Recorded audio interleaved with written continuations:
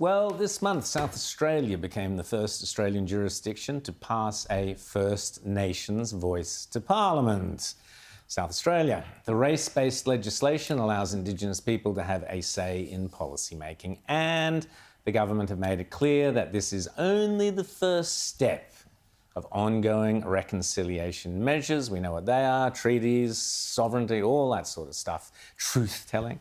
Joining us now is the newly minted member of the South Australian Legislative Council, Ben Hood. Ben, great to have you on Outsiders. Now, Outsiders fans will know that you are here because Alex Antic said you're the future of conservatism in South Australia. You got to get Ben on the show. We love Alex Antic, so we've made it as difficult for you as possible, Ben. So sorry that Alex has set you up for a fall, but away we go. Tell us about this. You're now in the South Australian Parliament, as is your sister. But your sister is in the Labor Party and you're in the Liberal Party. That's reality TV in itself. And I wish I'd been there around the campfire last night with you and your sister Lucy, who people can see on the Andrew Bolt Show. Ben, introduce yourself. Tell us a bit about what you want to do in Parliament for South Australia, and tell us also about this voice nonsense.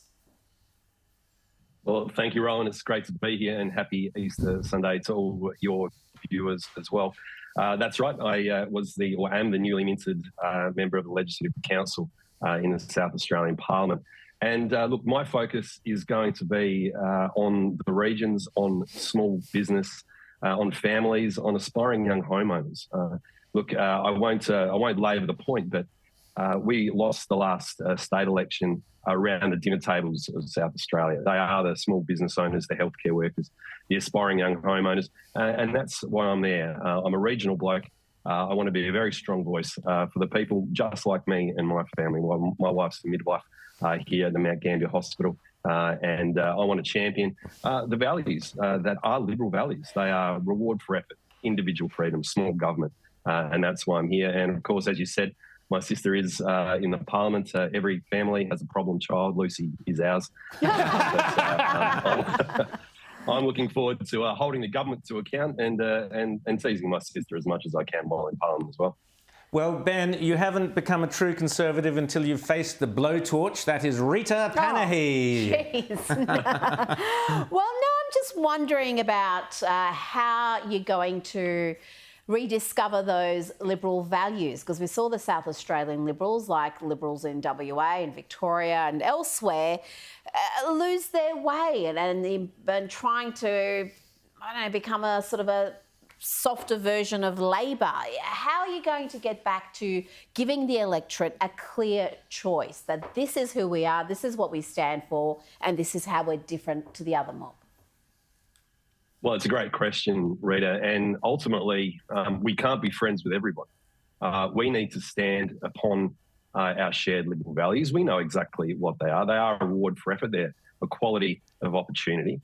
We've got a We Believe statement. It's on our website. It's on the front of all of our AGM booklets around the country as a Liberal Party. We know exactly what we stand for. We need to build policies on top of them that are practical policies that speak to the community. That's what I'm hoping to do, and that's what I know that the refreshed SA Liberals are doing under leadership of David Spears.